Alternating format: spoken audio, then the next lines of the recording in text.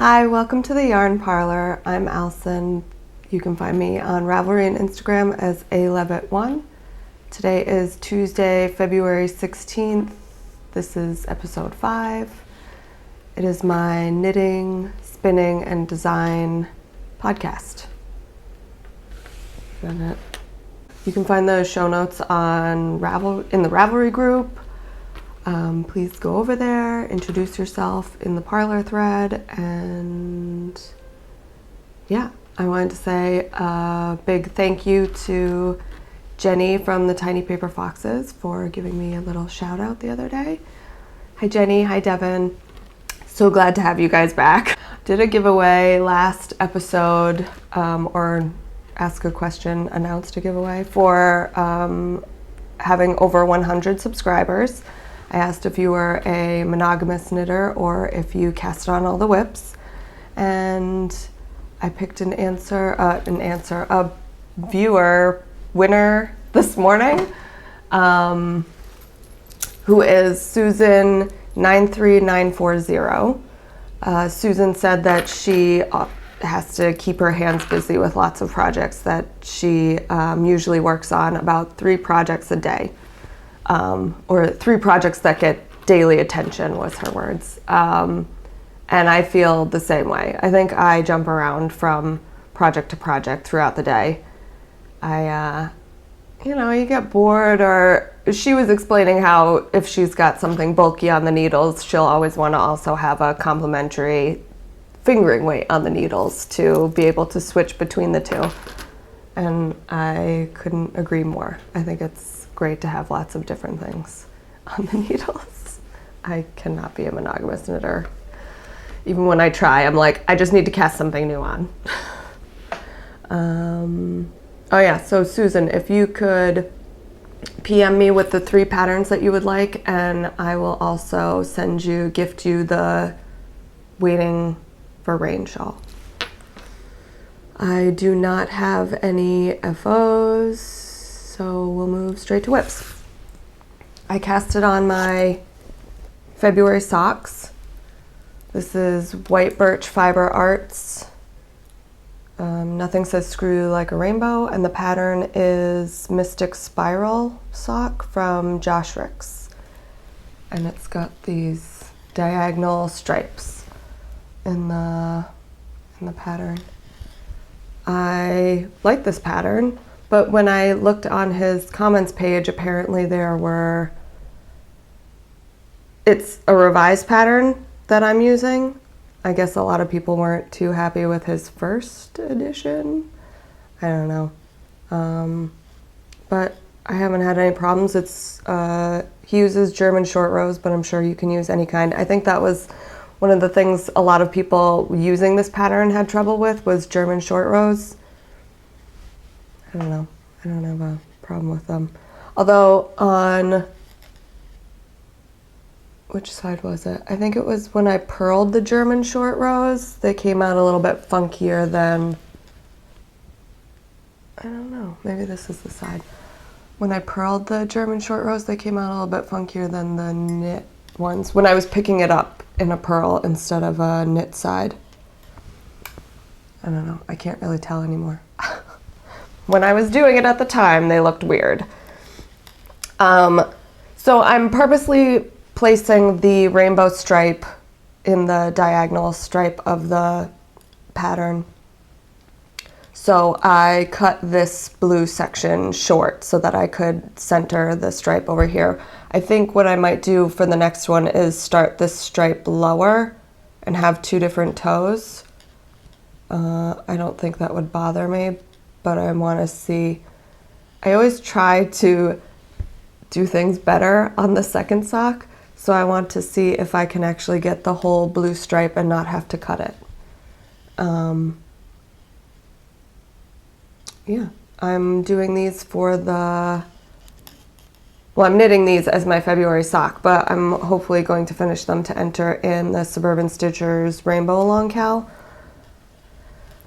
I'm so bad at cals. I really want to participate, but I never seem to finish my objects on time. I think it has to do with that whole monogamous knitting thing, is that I can't work on them for other people's deadlines. I'm really bad at that. But I joined Cal's to participate and I get all excited about it, and then I'm just like, wah, wah. Like, I never get to actually show finished projects because I finish them like 2 weeks after the deadline.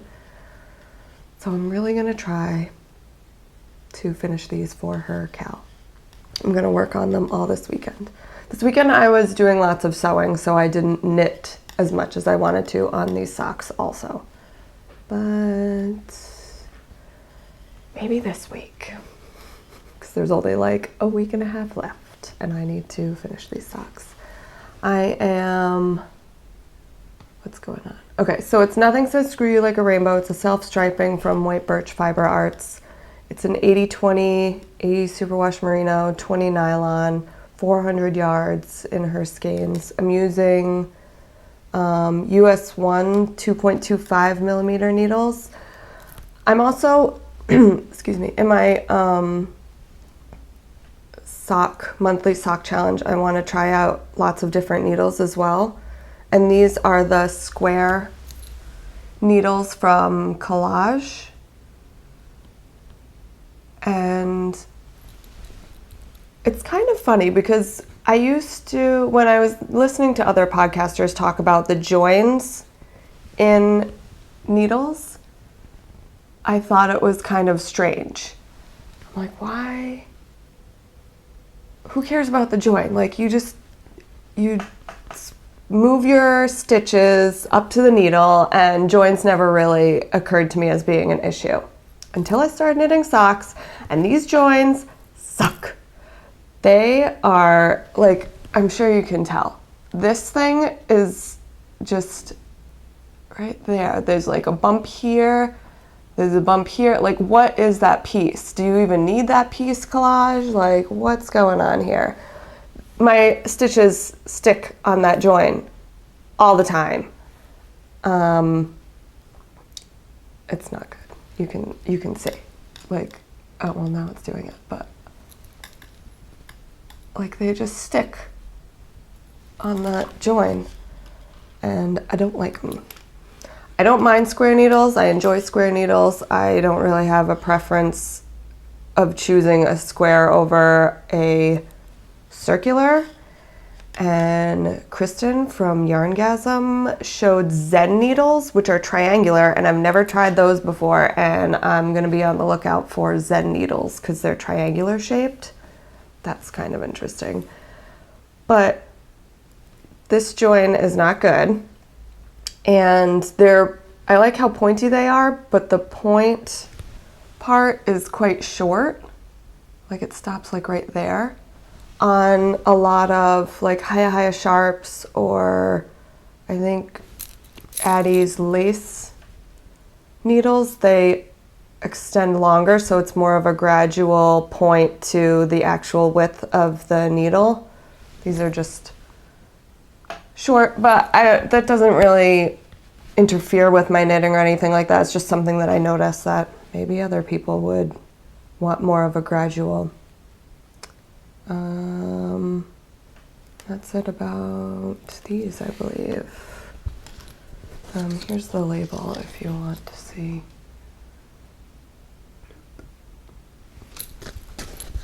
And that's it for these, I think. Yeah. My next whip is my Nurmalintu by Heidi Allender. And so I finished the second lace. Where's my progress? There's my progress keeper right here. I finished the second portion of the lace, and I'm starting to work the third and last garter section. My original yarn was Haute knit, what is it called? Haute knit yarn, and I'm running out. I think I've got like 6 rows total. So I've already put 2 rows in. So what I did was I'm now adding in a green that I found. Haverland. I just got, I don't know the colorway name because I got a thing of mini skeins, but it's a 75-25 superwash nylon. It's so soft, you would think that there's cashmere in here. Her yarns are to die for. It's really soft. A very plump stitch. And so I am going to do, I think what I'm going to do is 4 rows green, 2 rows of the Haute Knit Rainbow, 6 rows green, 2 rows, so it kind of like integrates slowly so that, because I think this garter is 36-ish rows, something like that. So I'm trying to stripe the rainbow throughout the whole garter section, so it looks like I purposely wanted to stripe that section. Gotta make it last. I have to make this rainbow last. And then the last, the rest of this is finishing this garter section and then doing another lace, which is this mohair silk. It's Alchemy Booze Garden. Yeah, Booze Garden, 40 silk, 60 mohair. So I hold that 2 strands for the lace sections and then 1 strand with my fingering weight yarns. And I'm trying to finish this for Knit One Heart 2's, I don't know, it's a whip cal. Here I go again with my cals. Trying to finish things. I just wanted to finish it. And then my last whip is from my first couple of episodes. I'm working on a tank design and I knit this tank, which is now blocked, and I have revised the pattern. It's a little bit wide in the straps and the body in general, so I wanted to revise the pattern and knit a second one before I published it. So I'm working on the second, plus this is the first pattern I've ever written, so I kind of just wanted to type out the pattern and knit a second one according to my instructions, just to make sure that it makes sense to other people. I write patterns for myself usually and not for others to look at, so it's usually in my own little language, random scribbles on the side. I cross out numbers like 4 times as I'm knitting it. So I just wanted to do like a type out the pattern and then re-knit it so that it's cleaner and making sure that my numbers are correct. So I just started the second one. And I'm using, this I'm using it on Carbon's US 7 4.5 millimeter. Excuse me. And I'm using, I always want to say Habu, but I think it's Habu yarns. I just make up words and go with it. Habu. It's a 184 and the color is 5 and 7. I'm going to stripe it with the red and then navy. The navy is color 5 and the red is color 7. 100% cotton, and hopefully I have enough for my revised version, but here's my swatch. So I'm going to do stripes, and I wanted to use the reverse jersey way, but I'm going to write the pattern for stockinette, so I'm just going to make this sample reversible so that I can photograph it for the pattern, published pattern, but then I can wear it the reverse jersey or reverse stockinette side, because I like the stripe that it creates in between the two colors. What else? So with this pattern, I'm obviously going to use a tech editor to look over my pattern, but I also bought an online course from Jolie Creates, formerly known as Jolie's Kitchen. I think she changed her name within the past month. But she has an online tech editing course. She does one with a group, and then she has the DIY version, and I bought the DIY version so that I can learn how to write better patterns. I'm not going to become a tech editor. That's not what I want to do. Most people will buy the course to become pattern tech editors, but I just want to use it so that I know how to write a better pattern. I just bought it this weekend, but from what I've quickly looked over from her introduction page, it seems really informative and I'm already enjoying it. And then, so I'm gonna type out my pattern and send it to a tech editor and hopefully publish my first pattern within a couple weeks. I was really procrastinating on it because it's kind of scary for me. I normally, like I said, just write patterns for myself. And so now that I want to publish patterns for others, I don't know, it's just all these new things that I'm not used to doing or haven't had to do before, so it makes me nervous. But I feel like once I get this, because it's a simple enough tank pattern, but once I get this one published and out there, it'll help me become more comfortable in publishing and producing patterns. Producing? Yeah. So those are my whips that I've worked on this week. And I have a soon-to-be on the needles project. So Eric from Sticks Plus Twine is doing an exploration station knit-along. Again, with the knit-alongs. But I swear I'll get this one done in time. Technically, those other two aren't past. I mean, they're not past the due date. I don't even say technically. They're not past the due date. I just am not sure if I'll be able to make the deadline for either one of those. And my track record isn't so good for meeting deadlines, so that's why I'm a little bit flustered with Cal deadlines. However, Eric's, he's got like a whole spreadsheet and timeline, and it's so nicely thought out that it gives me confidence that I can make his deadline for the Cal.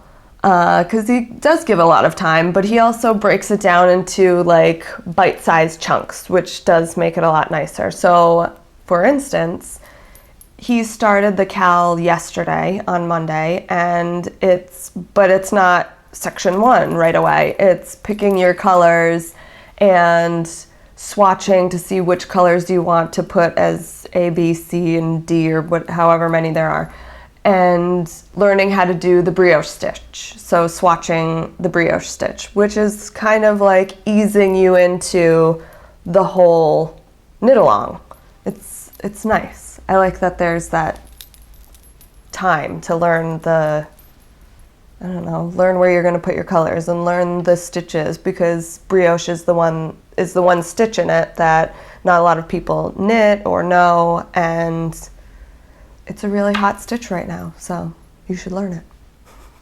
I've never done brioche before, so I'm definitely going to be swatching this weekend using my colors and seeing which one I want to place where, because I like picking colors, but then like with my doodler, once I put them all together and I'm knitting with them, it just doesn't seem right to me. So I think it's a really good idea to knit a swatch and see which one's going to go where. So I will show you what I think I'm going to use. I need to swatch with them first, and then, because I also have, okay, so I want to use the Edison bulb. I don't think I'll go over them yet until I finalize. So I'll just show you the colorway that I'm thinking about using. These three, and then I want to throw in a purple, but I'm not sure if I want to use this purple or this purple.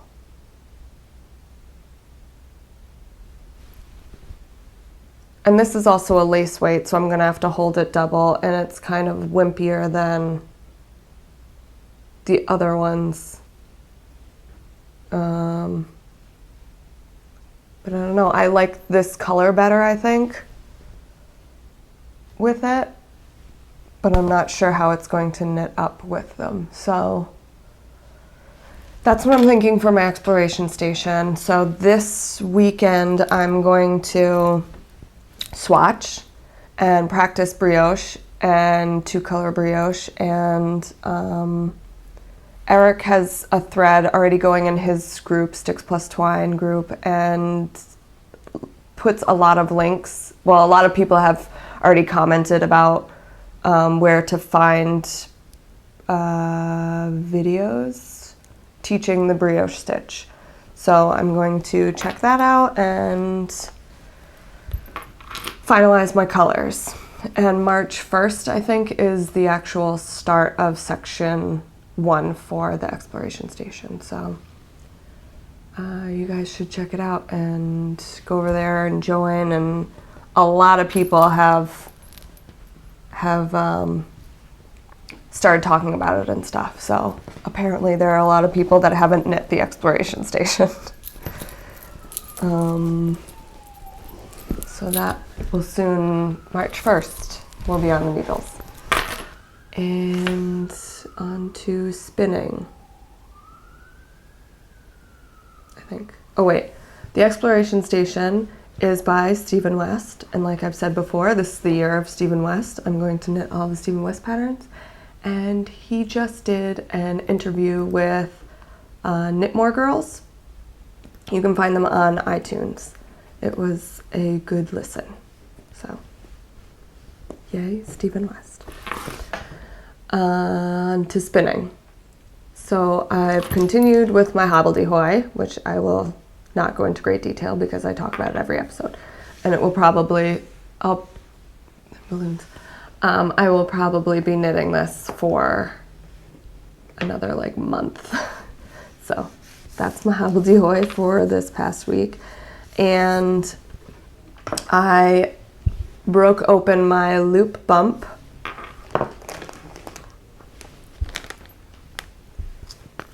and started spinning this because I was checking my packages I ordered new fiber last week, and I was checking on them, and I thought it would take like 3 weeks to get here, but apparently it's already in Israel. So any second now I could have new fiber. So it made me want to spin up all of the fiber that I do have. And this is, along with the hobbledehoy batlings, this is the other fiber in my stash. So it's called Tutu, and it's hot pink to white, and I think you can see it in there. It's like goes from hot pink to lighter pinks and then the white. And it is merino, nylon, and Angelina. There's her tags. And she is on Etsy, but this will be in the show notes because I do show notes now. And I'm spinning this super fine on my shacked spindle. And I'm going to hopefully chain ply this into a fingering or sport weight. And it's got the Angelina, the sparkle in there. It's coming out okay. I'm more nervous about the chain plying aspect than I am this aspect, but this is going to take like a year to go through this thing, spinning it this fine. But we shall see. The little glitter bits kind of stick out, so I still think I'm getting better. I talked about that last episode, but I don't know. I like this spindle, but it doesn't spin very long. So I like my Wool Tree Mill spindle a little bit, or I favor it more. But this one works fine, I think, for doing like lace weight, spinning lace weight. It keeps its spin longer, but anything thicker, I just don't think it's heavy enough. I want to save my pennies and buy a Golding. I am obsessed with the Golding spindles. They're gorgeous. So, but they're a little bit more expensive. This loop bump, the tutu, I bought for my friend, one for my friend and one for myself as a Christmas present this year. And the reason that I had to buy this is because this particular friend on my wedding, the day before my wedding, we went out and did, I mean, it wasn't really like a bachelorette party, but we went out and she found a hot pink tutu for me and bought me a hot pink tutu and one for herself. So I had to get her one and me one because it's hot pink and it's labeled tutu. And I thought that was hysterical. And on to podcaster publicity. Today I'd like to talk about the Wool in Spinning podcast by Rachel. QTT Knit Crochet told me about this. That's her handle on Ravelry. She's a viewer and she told me about this podcast, and thank you very much, Marissa, for telling me about this podcast because it is wonderful for spinning. It's amazing. Rachel is so knowledgeable about spinning and fiber and different wheels. I was about to call them machines. Different wheels, and she goes into so much detail describing the fiber and her fiber prep and how she sampled it and how she spun it and how she's knitting with it. And it's a wealth of knowledge. If you are a spinner, if you want to get into spinning, you totally have to check out the Wool and Spinning podcast. I can't say enough about it. I've seen 2 or 3 episodes and she's got about 15 out, and I'm going to binge watch her podcast this weekend while I'm working on my exploration station swatching because I'm learning so much about spinning. It's quite enjoyable. And that's it for this week. Thank you for watching. Leave a comment or questions below or in the Ravelry group. Subscribe, like the video. I hope you enjoyed, and I'll see you next week. Thanks. Bye.